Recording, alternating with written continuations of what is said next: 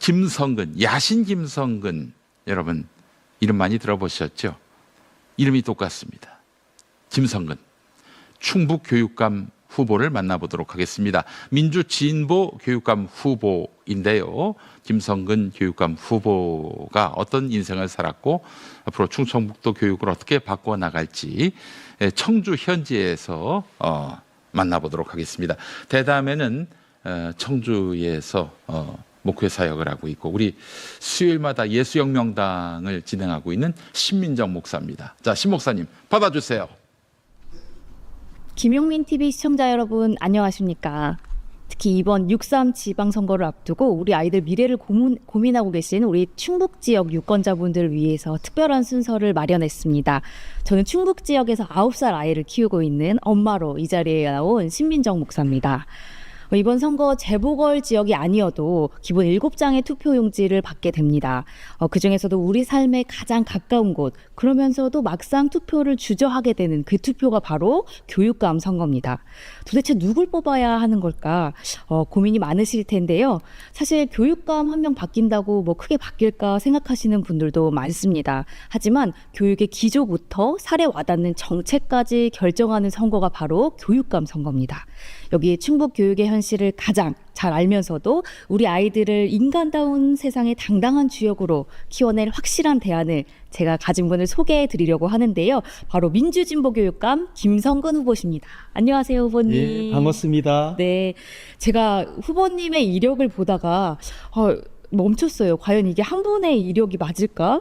보니까요, 5.18 때는 구속되셨고 예. 전교조 해직, 그러다가 노무현 정부 청와대에 계시다가 다시 평교사로 복직하셨더라고요. 거기에 교육부 학교혁신지원실장 맡으시고 거기에 충북 부교육감까지, 이게 한 분의 이력이 맞을까 하는 생각이 들었어요, 후보님. 충청북도 예비교육감 예비후보로 나오신 김성근 후보님께서 이렇게 다양한 이력을 가지셨던 분이라는 이야기를 듣고 좀 제가 찾아봤습니다. 서사가 정말 엄청난 분이시구나 하는 생각이 듭니다. 아유, 이렇게 나이를 놓으니까 네. 저도 좀 낫습니다. 네. 그냥 그때그때 옳다고 생각하는 일을 하면서 지금까지 왔습니다. 네. 단순하게 쭉 무엇 해야지라는 어떤 상승에 대한 계획보다 깊은 믿음으로 예. 자신의 길을 이렇게 뚜벅뚜벅 걸어오신 분 같다라는 생각이 듭니다.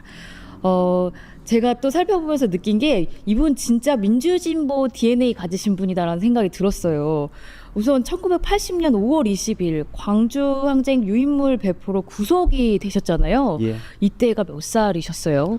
21살, 대학교 3학년 때였습니다. 21살 때요. 네. 사실 그때 저는 이제 수학과 과학을 좋아하는 네. 그 화학 전공하는 학생이었고요. 네. 제 인생 좌표가 그때 이후로 완전히 바뀌었습니다. 사실 교육이란 게 뭔가, 이제 네. 저는 4대 학생이었는데 네. 권력을 유지하는 수단도 될 수가 있겠구나. 네. 그래서 시민의 자유와 존엄을 지키는 마지막 버팀목이 아마 교육이 될 것 같다 네. 하는 질문을 하고 이제까지 왔습니다. 네. 예. 그때 감옥에서 그런 질문을 하지 않으셨다면 아마 지금 여기 안 계실지 않을까 생각이 듭니다. 평범한 좋은 선생님 그냥 네. 했을 거라고 생각합니다. 네. 그런데 그렇게 쭉 또 교직에 계시다가 전교조 활동으로 이제 해직이 되셨고, 복직 이후에는 이제 교육 현장에 계속 아이들 곁에 계셨잖아요. 그러다가 갑자기 청와대로 가시게 되셨어요. 네. 그때가 노무현 대통령 네. 1년 차가 지날 때였습니다. 네. 이제 충주에서 저는 네. 여고 선생님으로 아이들을 가르치고 있었고, 네. 청와대에서 연락이 왔어요. 그리고 교육정책 설계를 네. 학교 선생님 출신이 같이 들어와야 된다 하는 메시지를 받았습니다. 현장에서 계신. 아마 네. 학교 현장에 있는 선생님을 청와대로 부른 아마 첫 번째 대통령님이시자 마지막이신 것 같아요. 평교사를 청와대로 부르는 거잖아요. 그렇죠, 그렇죠. 노무현 대통령께서 왜 선생님을 부르셨다고 생각하시는지. 노무현 대통령께서는 사실 이제 그 국회에서 교육위원을 하셨고요. 네. 교육에 대해서 굉장히 관심을 많이 가졌어요. 그리고 노무현 대통령이 가진 생각은 교육 주권. 네. 그러니까 아마 교육 정책이란 것은 학교 현장을 잘하는 선생님이 반드시 그 선생님들이 들어와야 된다. 네. 그래서 사실 저는 현장 목소리를 당신이 전달해라. 어마어마하게 무거운 짐을 가지고 들어갔습니다. 현장의 목소리를 전달하는 그렇죠, 선생님 그렇죠. 목소. 노무현 대통령은 가까이서 뵈니 어떤 분이셨을까요? 궁금합니다. 대단한 분이셨어요. 그때 참 인기도 없으셨잖아요. 그렇죠. 진보 네. 쪽에서도 사실은 조금 외면받았고 네. 보수 쪽에서는 뭐 매일같이 그냥 얻어맞았죠. 그렇죠. 근데 그분은 저희가 옆에서 같이 모시고 있을 때 정말 자부심이 있을 정도로 네. 원칙에서 한 번도 벗어난 적이 없습니다. 그래서 특히 교육 그리고 학교가 지역사회 거라는 생각을 강하게 가지고 계셨어요. 그래서 교육이 적어도 아이를 키우면 선생님 힘만으로도 안 된다. 그렇죠. 지역 사회 전체가 아이 키우는데 같이 관여해야 된다. 네. 그래서 교육감도 네. 지역 주민들이 뽑아야지 지역 주민 눈치도 보고 그렇죠. 지역 주민 의견도 듣고 네. 그리고 학부모와 지역 사회가 교육에 대해서 관심도 가지고 이제 이런 시너지 효과도 같이 기대하면서 네. 교육감직 선제 노무현 대통령이 하신 것 아시죠? 그렇죠. 예, 네. 예, 그렇습니다. 교육 주권 시대라는 말이 어쩌면 그 노무현 정신의 계승이 아닐까라는 예, 저는 뭐 생각이 그렇게 듭니다. 같이 네. 개성됐다고 생각을 합니다. 지금 이제 노무현 대통령은 항상 이 지역 현장에서 답이 있다고 생각을 하셨고 네. 나머지 정치들도 그랬던 것 같아요. 그래서 참여정부였잖아요. 네.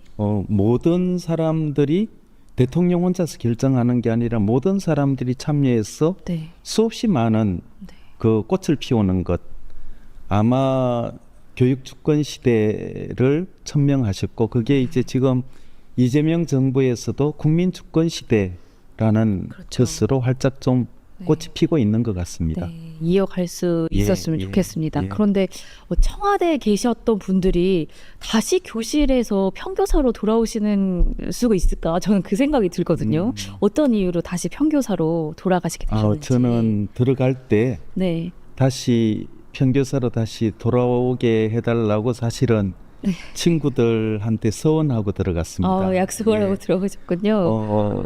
그러니까 사실은 이제 저는 정책이란 것은 방향을 좀 만들 수가 있지만 네. 실제 하나하나 아이들을 바꾸는 것은 대단히 실천적인 그렇죠. 것입니다. 그래서 수없이 많은 사례들을 만들어내야 되고 저 역시 학교 현장에서 네, 좋은 선생님으로 또 좋은 학교 운영의 사례들을 좀 만들고 싶었어요. 그래서 돌아와서 더 무겁고 더 열심히 교사 역할을 했던 것 같습니다. 네.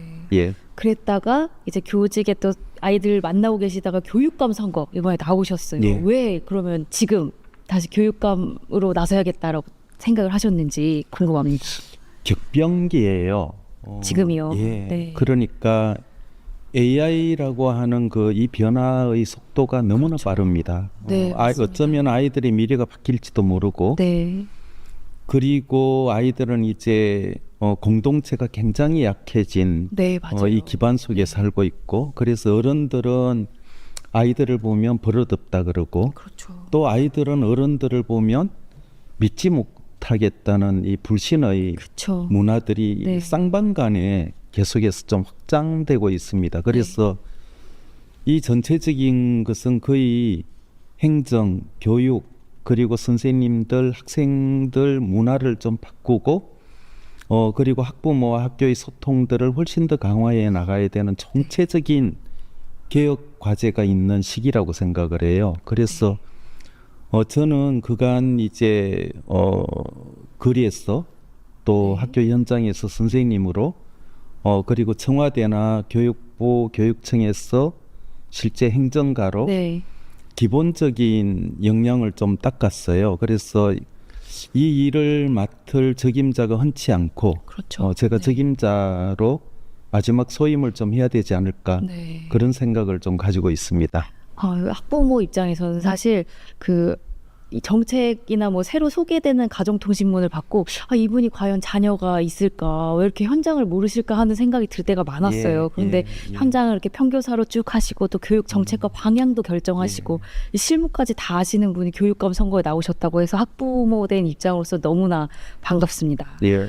그런데 반갑습니다. 제가 또 후보님 이력을 살펴보다 보니까 이번 21대 대통령 선거 당시에 후보님께서 그 이재명 대통령 당시 후보님이시죠? 그분 직속으로 미래교육자치위원회에서 교권보호본부 본부장을 맡으셨었더라고요. 예.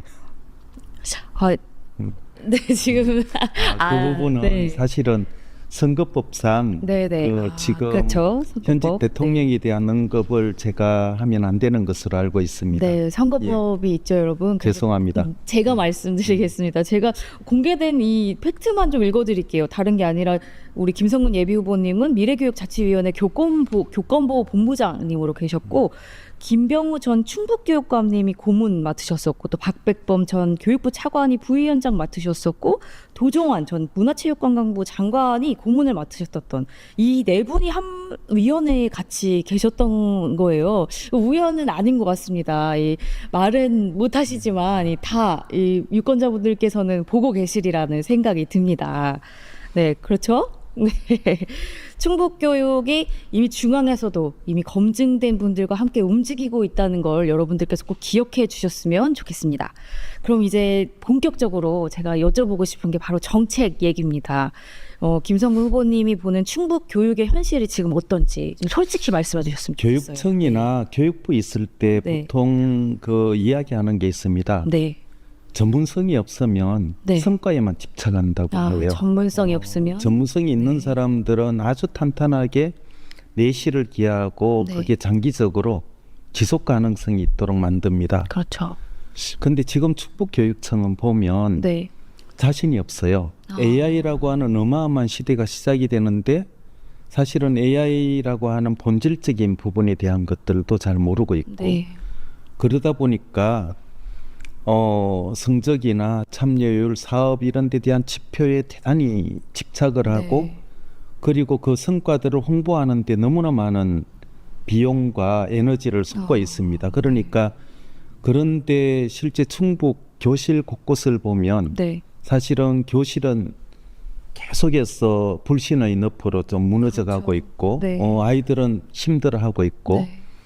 그리고 사실은 부모님들이 가지고 있는 그 아이 키우는 고통들을 네, 어려운데. 교육청이 같이 동참하고 동반하지도 못하고 있어요. 네, 그렇죠. 그래서 저는 그 이 내실을 기할 수 있는 부분들로 네. 충북 교육의 기본적인 정책 방향이 바뀌어야 된다고 생각을 합니다. 지표 위주로 그렇죠. 네. 껍데기는 네. 이제 가야죠. 그리고 굉장히 낡은 교육을 가지고 학부모님들을 좀 현혹하고 있는 부분들도 있어요. 그렇죠. 예. 사실 인문학이 되게 중요한 시대라고 하는데 예. 과연 그런 사고가 가능한 아이들로 키우고 있는지 학부모 입장에서는 맞습니다. 사실 예. 고민이 많았어요. 그럼 어떻게 하면 이렇게 이걸 바꿀 수 있을까요? 사실은 지금 이제 예를 들면 네. 현장 목소리가 직접 좀 전해질 수 있는 네, 소통 구조를 좀 만들어야 되고요. 그래서 같이 모여야 됩니다. 네. 제가 교육 주권 시대라고 이야기를 한 게 네. 수없이 많은 사람들이 가지고 있는 이 아이디어를 함께 좀 모아내는 꽃처럼 모아내는 것들이 좀 나왔으면 좋겠다. 네.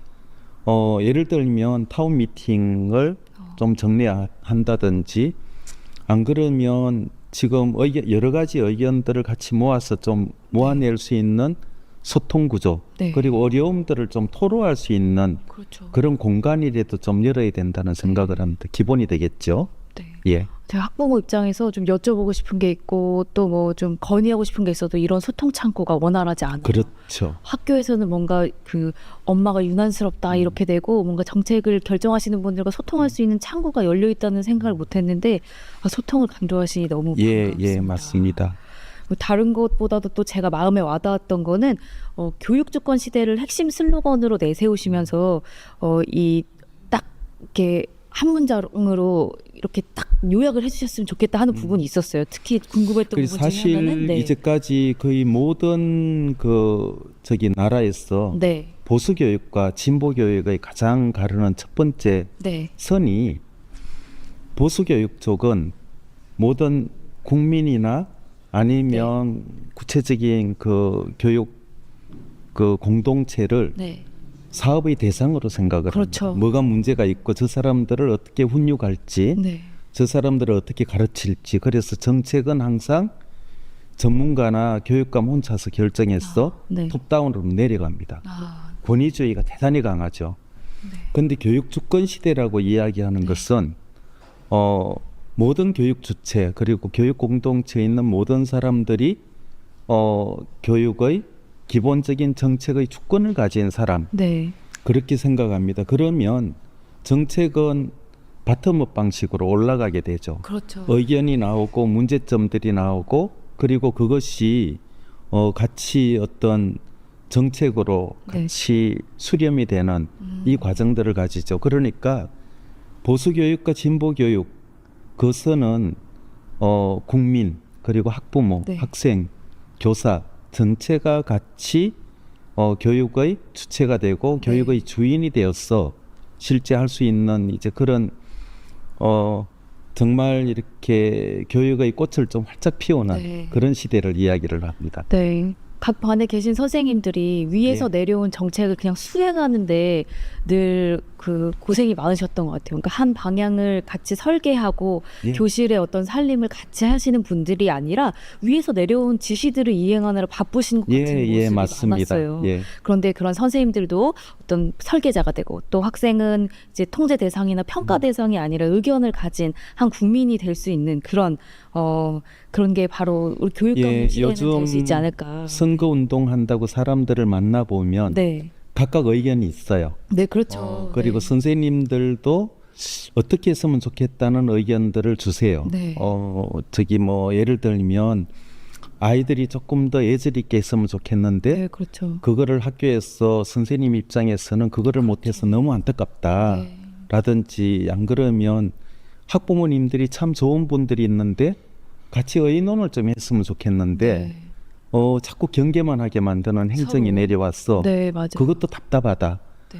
그건 학부모님들도 이야기를 하고 여러 가지 그래요. 네, 그리고 심지어는 저처럼 네. 손주 키우는 할아버지 할머니들도 네. 교육이 이래야 되는 것 아니에요? 이런 네. 이야기를 합니다. 그래서 그렇죠. 그 생각들은 맞는 것도 있고 네. 틀린 것도 있겠죠. 그죠? 네. 그런데 그것을 한데 좀 모아서 표현을 하게 하면 네. 걸러집니다.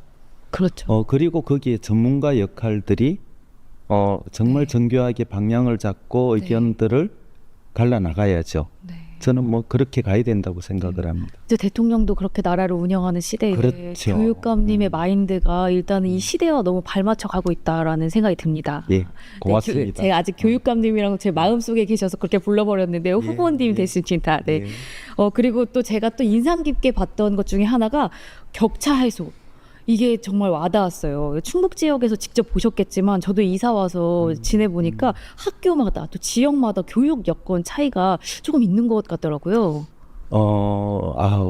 정말 네. 차이가 없어야 되는데 네. 일단 지리적으로 문화적으로 여러 가지 차이가 존재합니다. 네, 맞습니다. 청주 같은 도심지하고 또 시골하고 네. 문화적이거나 이제 여러 가지 인프라 차이가 또 있고요. 네, 그렇죠. 예를 들면 시골 가면 지금 아주 작은 학교들이기 때문에 네. 강당이 없습니다. 강당. 강당이 있는 곳하고 없는 곳하고 거기에 또 아이를 보내는 부모님들의 그렇죠. 마음이 또 미어지고요. 프로그램 차이가 엄청 예, 그리고 아이들 통학 자체가 네, 맞아요. 또 여러 가지 힘든 데도 있습니다. 그러니까 지금 이제 제가 율량동이나 네. 그러면 테크노폴리스나 이쪽 아이들 등교로를 한번 걸어봤어요. 네.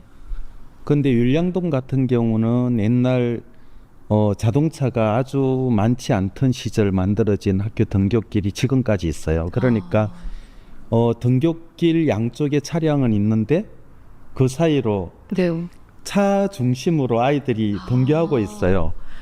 깜짝 놀랐습니다. 저 그거 처음 봤거든요. 그 부모들 마음은 그러니까 차가 오면 아이들이 차량 틈 사이를 숨었다가 지나가고 나면 다시 나오는 거예요. 그래서 그런 게 있는 반면 또 시골은 가면 네.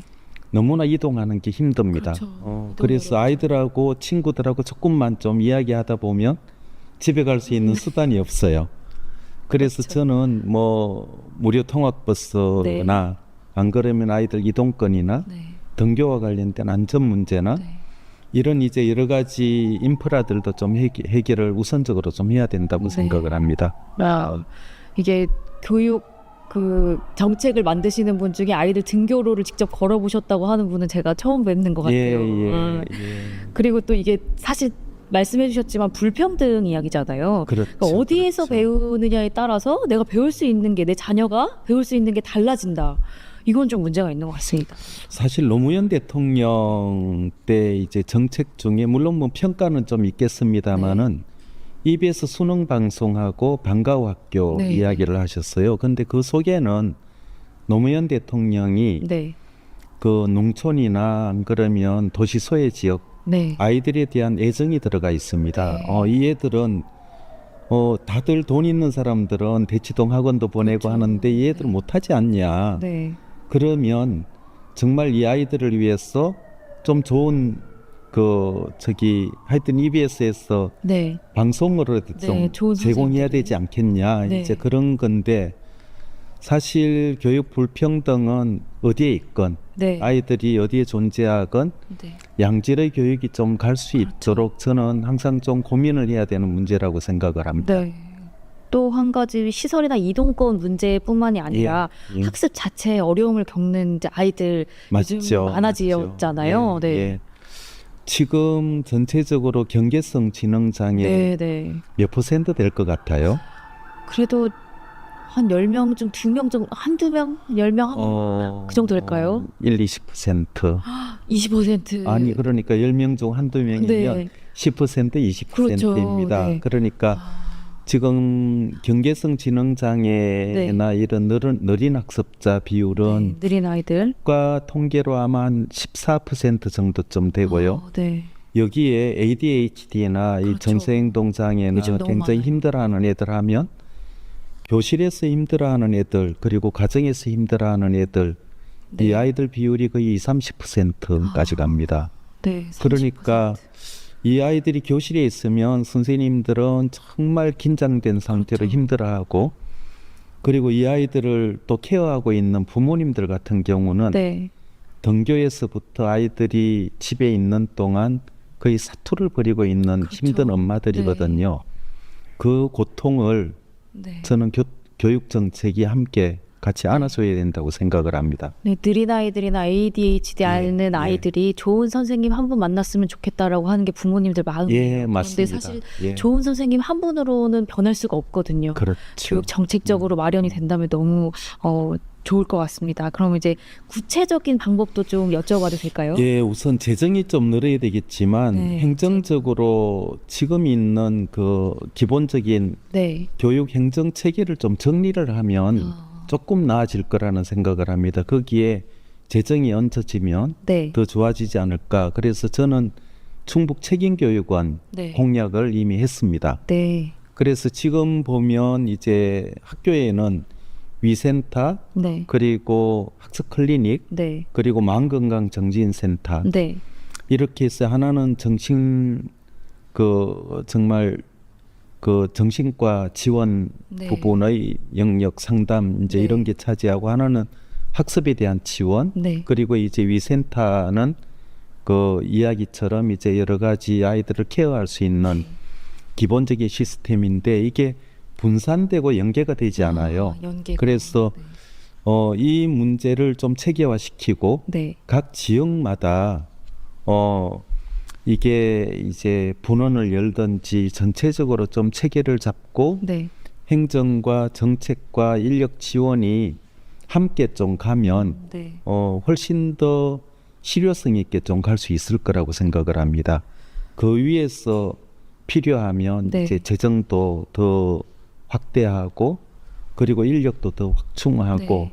그리고 전문가들도 거기에 훨씬 더 좀 의미 있게 틀을 네. 잡아 나가야 될 것 같습니다. 네. 느린 아이들, 그러니까 느린 예. 학습자 문제가 사실 학부모들 입장에서 너무 힘든 맞습니다. 문제예요. 예, 학교에서도 늘 우리 아이 때문에 문제가 되는 것 같고 병원에서도 뭐 마음에 이렇게 와닿는 지원을 받을 수 없고 그 그렇죠. 중간 어딘가에 끼어서 늘 눈치를 보는 분들이세요. 이 아이들 문제는 사실은 아이들이 그냥 저기 좀 느린 학습자예요.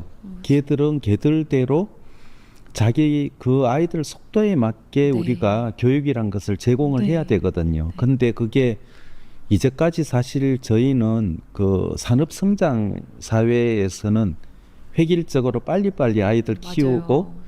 똑똑한 애들 키워서 세계하고 좀 경쟁하고 이런 데 바빴어요. 네. 그래서 지금 우리는 이제 세계 10대 경제 강국으로 네, 이미 그렇죠. 올라갔잖아요. 그래서 아이들 하나하나 그 아이들이 필요한 학습 속도에 맞추고 성장 속도에 좀 맞춰서 네.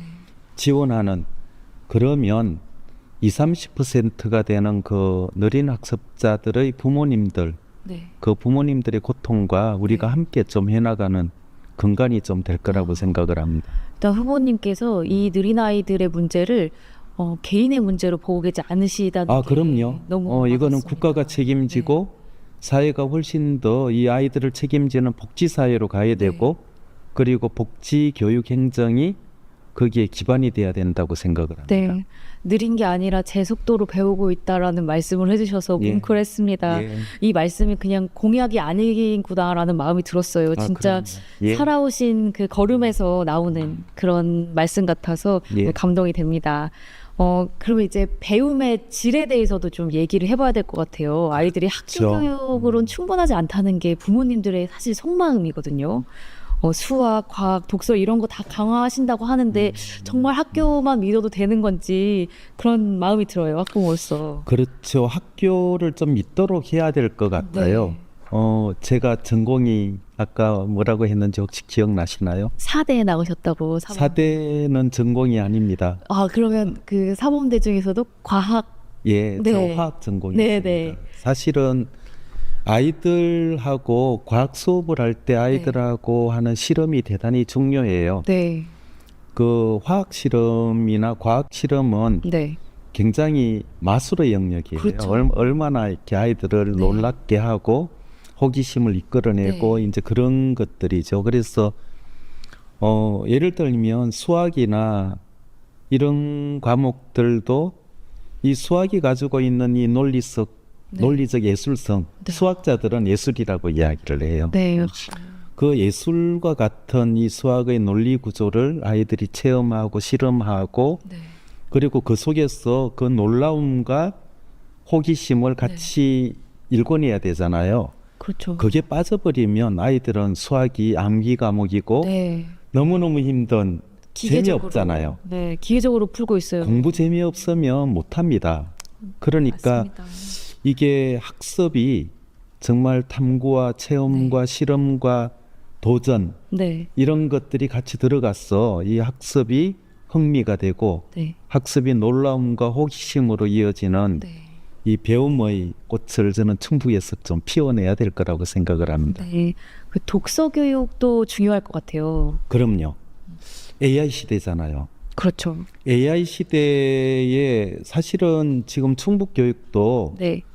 흉내는 대강 내는 것 같아요. 근데 AI라고 하는 그 기본적인 것은, 네. AI는 기술적인 영역 한 도구입니다. 네, 도구. 그 속에 아이들은 질문을 하고, 네. 그리고 AI가 답해내는 해석을 받아 듣고 네. 그것을 자기에 맞게 해석을 해내야 돼요. 네. 그래서 AI 시대의 아이들에게 굉장히 중요한 것은 질문하는 능력, 네. 그리고 해석하는 능력이에요. 근데 우리 아이들은 그게 굉장히 약하거든요. 그렇죠. 독서해라, 몇 권 읽었다, 이런 문제들이 아니라 네. 독서가 대단히 체계적으로 아이들에게 다가가야 돼요. 무슨 책을 왜 읽어야 되는지, 아이들은 그 명분이 있어야지 갑니다. 아이들은 대단히 논리적이에요. 네, 그렇더라고요. 너 해라. 그건 제가 왜 하는데? 네. 하는 의문을 아이들은 속에서 항상 가지고 있어요. 네. 그래서 예를 들면 우리 같이 어린 왕자를 한번 좀 읽어보고, 이 어린 왕자가 정말 이렇게 그 표현되고 있는 네. 그 많은 철학적 사유, 네.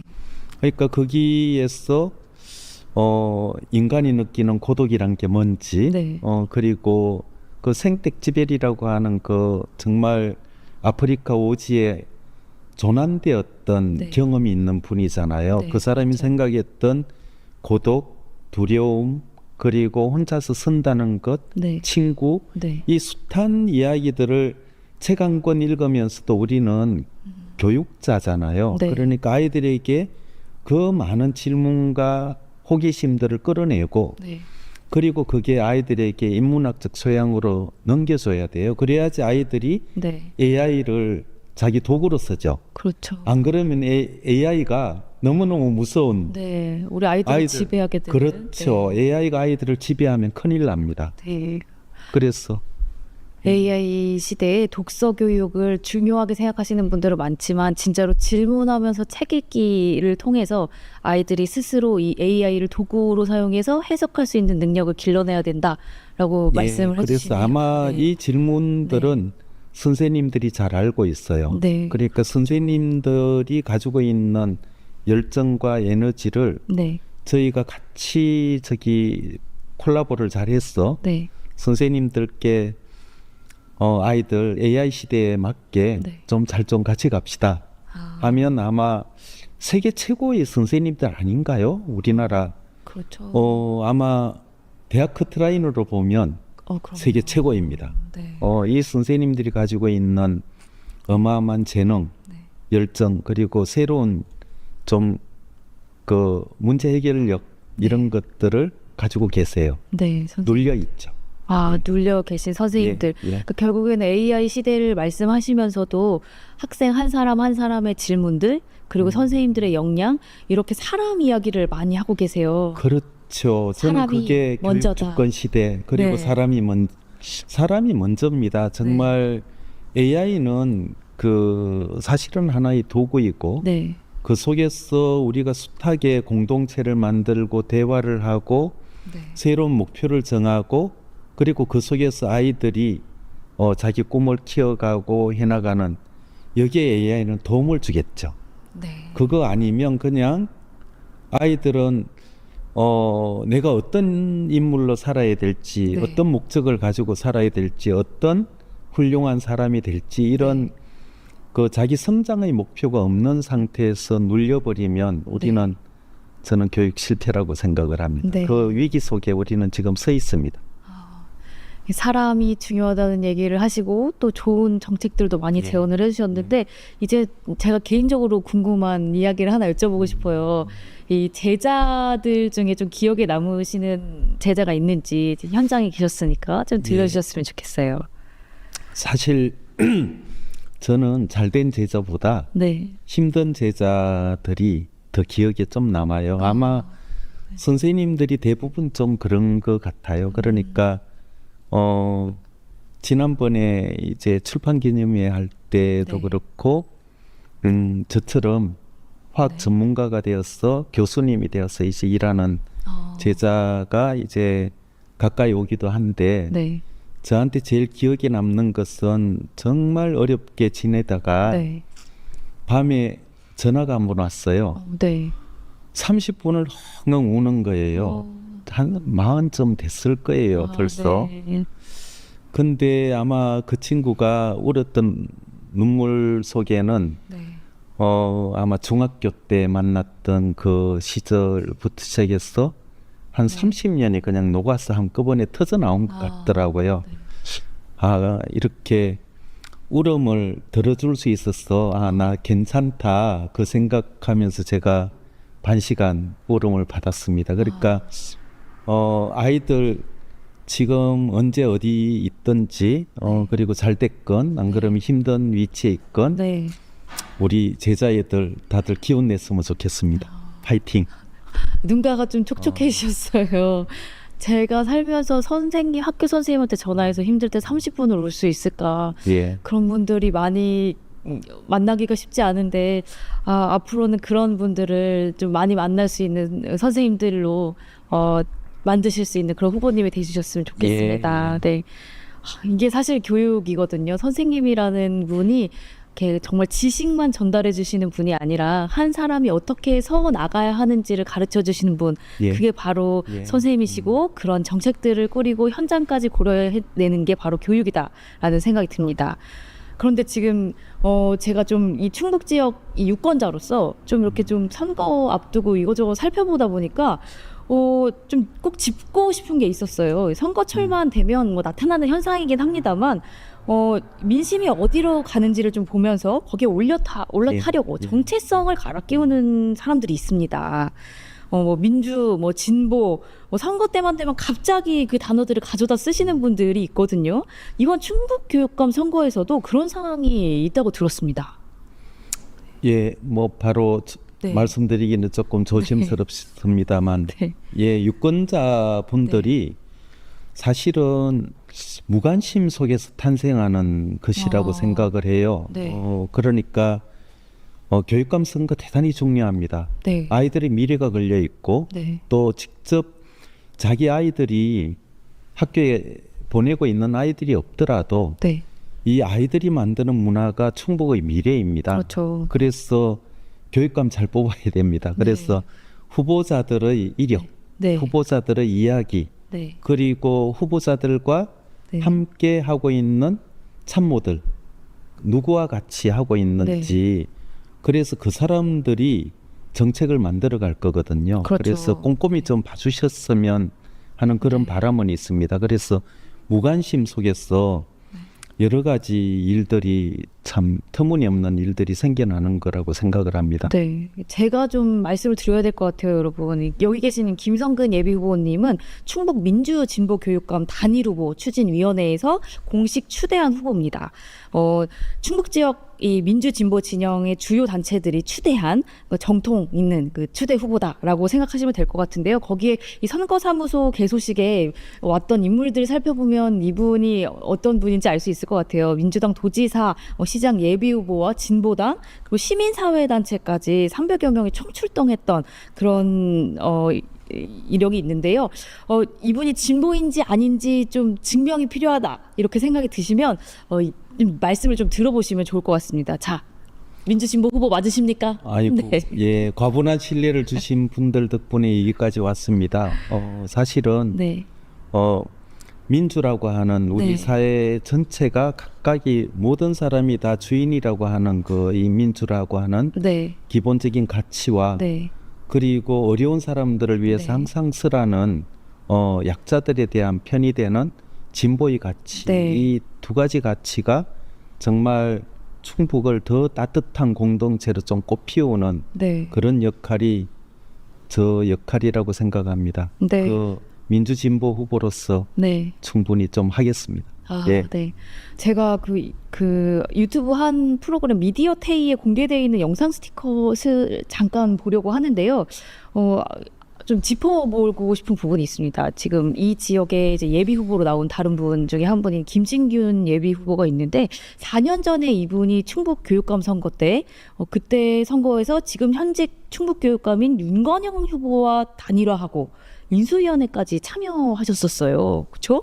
자, 스티커 좀 보겠습니다. 합리적 진보를 표방한 데에 대해 시민단체가 강력하게 반발하면서 파문이 커지고 있습니다. 그래서 충북 참여자치시민연대는 우리는 지난 8대 지방선거에서 보수교육감으로 출마했던 김준균 후보를 분명히 기억한다. 이렇게 말씀을 했어요. 그리고 당시 윤건영 또 심후보 3명의 후보를 보수교육감의 대명사였던 이기웅 전 충북교육감이 나서서 윤건영 후보로 이 교통정리를 했었고요. 그리고 김진균 후보는 윤건영 후보를 지지하면서 사퇴한 바가 있습니다. 그는 보수교육단체인 충북교총의 수장 출신이기도 하고요. 또 그의 행보를 보면은 어디서도 진보의 색깔은 찾을 수가 없습니다. 그런데 아무리 이 당선에 급급한 이 선거판이라고 해도 평생 그 보수의 길을 걷던 사람이 갑자기 진보라고 우기면 진보 교육감 후보가 되는 것인가? 라고 하면서 이렇게 미디어 테이에서 이 문제 제기를 해주셨습니다.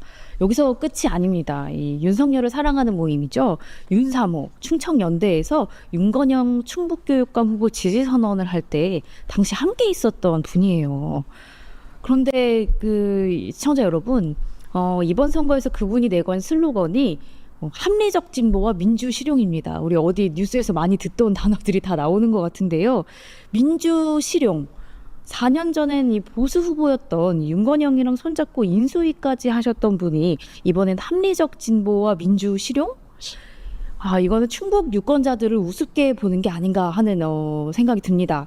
진보가 선거 때마다 갈아입는 옷이 아니죠. 민주주의가 필요할 때만 꺼내 쓰는 도구도 아닙니다. 제가 좀 흥분을 했나요? 후보님, 네. 옆에서 되게, 네, 어쩔 줄 몰라 하시는데, 그럼, 좀, 아이들 얘기를 해주셔야 제가 좀 진정이 될 것 같습니다. 네. 이렇게 점잖으신 후보님이신데, 저는 이제 참기가 힘들어서, 네. 자, 민주진보로 진짜 살아온 사람들의 삶을 생각하면 이렇게 화가 날 수밖에 없는 것 같아요. 후보님처럼 구속되고 해직당하고 그래도 교실로 돌아온 사람들의 역사를 그냥 갖다 쓰는 거잖아요. 그게 얼마나 무례한 일인지 옆에 계신 우리 후보님처럼 5.18에 구속되고 해직되고 또 청와대도 갔다가 다시 교실로 돌아온 사람, 이분이야말로 진보, 민주 진보가 아닌가 하는 생각이 듭니다. 노무현 대통령이 직접 부른 선생님, 그분이시죠? 바로 이분이 바로 민주진보 후보라는 사실을 여러분 기억해 주시면 좋을 것 같습니다. 예, 고맙습니다. 네. 충북 도민 여러분, 이번 선거 후보는 말이 아니라 삶을 보셔야 됩니다. 그분의 삶이 궤적이 어떠한지, 그분의 삶의 이야기가 어떠한지 꼭 확인해 주시기를 부탁드립니다. 그러면서 제가 이제 마지막으로 이제 여러분들께 제안을 좀 드리고 싶은데요. 33년을 거리에 교실에 계시고 거리에 계시고 또 청와대에 계시고 교육부에 계시고 또 교육청까지 다 경험하셨던 이 마지막 우리의 그 희망이 되시는 이 김성근 후보님의 마지막 말씀을 듣고 인터뷰 마치도록 하겠습니다. 예. 예, 저는 지난 33년 동안 네. 해직 교사로 거리에도 있었고 네. 청와대에도 있었고 그리고 교육부에도 네. 그리고 교육청에도 있었습니다. 네. 그 사실 이제 이렇게 많은 일들을 했지만 저는 개인적인 정체성이 선생님입니다. 아이들을 네. 가르치는 선생님. 항상 제가 돌아간 곳은 교실이었고 네. 제가 지금 교육감 출마를 하면서도 항상 지금 시선이 가고 있는 것은 학교 네. 교실입니다. 우리 아이들 어떻게 돼 있는지 네. 그리고 그 속에서 선생님들은 어떤 것을 힘들어하고 있는지 그리고 아이들을 보내는 부모님들은 어떤 데서 힘이 들어서 지쳐 있는지 네. 그래서 교사, 학생, 학부모가 사실은 교육의 대상이 아니라 네. 교육의 주인이 되어서 네. 교육감과 함께 사실 수천수만의 교육감이 네. 충북 곳곳에서 같이 손을 잡고 우리 아이들을 키워내는 이 아름다운 일을 좀 한번 만들고 싶습니다. 그래서 교육 주권 시대라고 이름을 네. 붙였습니다. 저 이력을 뭐 개인의 한 이력으로 보지 마시고 네. 그간 저는 그 이력만큼 저와 함께 할 수 있는 굉장히 많은 전문가들을 네. 교육부 그리고 전체적으로 교육청, 청와대 많은 전문가들을 같이 만나고 있고 그분들이 충북 교육을 꽃피우는 데 함께 같이 결합할 수 있도록 네. 하겠습니다. 그래서 정말 제가 하는 제안들 네. 하나도 허투루 내는 게 아니라고 네. 그렇게 내실 있게 좀 바라보시면 좋겠습니다. 네. 예. 33년을 교실에서 또 거리에서 또 청와대와 교육부와 교육청까지 모두 경험하고 결국엔 충북 아이들 곁으로 온 사람, 노무현 대통령이 직접 불렀던 선생님, 이게 바로 진짜 교육감 아닐까 하는 생각이 듭니다. 지금 선거판에 본인이 민주진보 교육감 후보라고 자칭하면서 주장하면서 유권자들을 혼란스럽게 만드는 분이 있다고 하는데요. 하지만 유사품에 주의하셔야 합니다. 정통성과 대표성은 국어로만 만들어지는 게 아니죠. 이번 선거에서 충북 민주진보 교육감 단일 후보 추진위원회가 공식적으로 추대하고 인정한 후보는 오직 한 사람, 김성근 후보뿐입니다. 단일 후보라는 이름 뒤에는 충북 교육의 변화를 갈망하는 수많은 시민의 염원이 담겨져 있습니다. 우리 아이들이 더 나은 환경에서 더 당당하게 자랄 수 있는 내일, 바로 여러분의 손끝에서 시작됩니다. 6월 3일입니다. 한 분도 빠짐없이 투표장에 가셔서 충북 교육의 확실한 변화를 선택해 주십시오. 여러분의 소중한 한 표를 믿습니다. 오늘 준비한 순서는 여기까지고요. 끝까지 함께 신청해 주신 여러분 고맙습니다. 감사합니다. 후보님. 예, 고맙습니다. 네.